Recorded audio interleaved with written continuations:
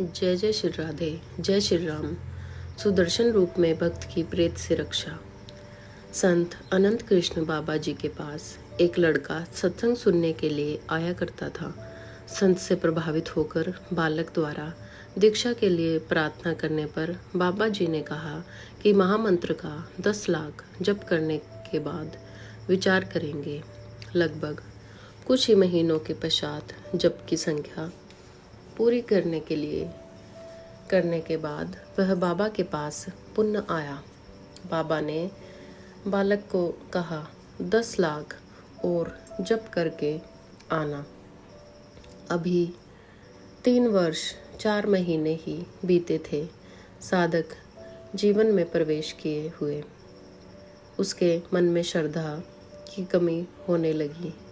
वह एक दिन कहीं जा रहा था। रास्ते में एक तांत्रिक को कुछ सिद्धियों का प्रदर्शन करते हुए देखा। तांत्रिक ने उससे अपने बारे में पूछा।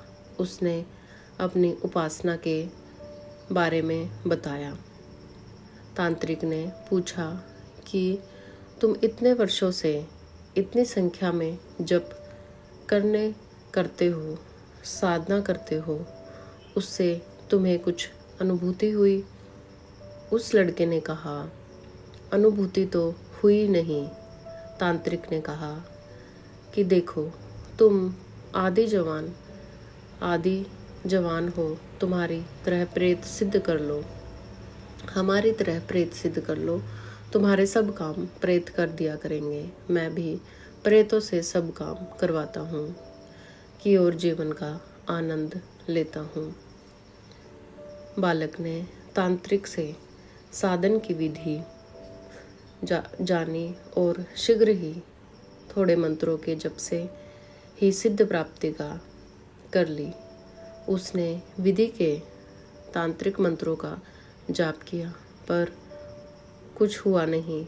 उसने तांत्रिक से कहा कि मुझे तो कोई प्रेत सिद्ध हुआ नहीं। तांत्रिक ने कहा, पुनः प्रयास करो। इस बार भी प्रेत प्रकट नहीं हुआ। तांत्रिक ने प्रेत को बुलाकर पूछा कि तुम इसके सामने क्यों नहीं प्रकट होते हो? उस प्रेत ने कहा, मैं तो जैसे ही इसके थोड़े निकट जाता हूँ, इसके पीछे एक सुदर्शन चक्र प्रकट हो जाता है।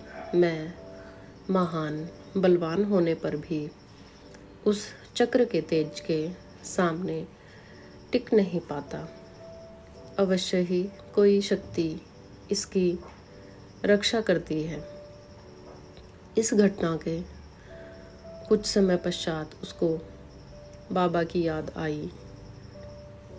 जब वह बाबा के पास आया तो बाबा बोले, बच्चा, तेरा पतन होने से साक्षात नाम भगवान ने सुदर्शन रूप से तुझे बचा लिया। नाम भगवान यदि तुम नहीं बचाते तो हजारों वर्षों तक तू भी प्रेत योनि में प्रकट पाता फिरता।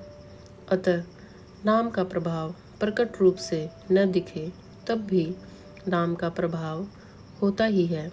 नाम जपने वाले की रक्षा भगवान सदा ही करते हैं। जय जय श्री राधे। जय श्री राम।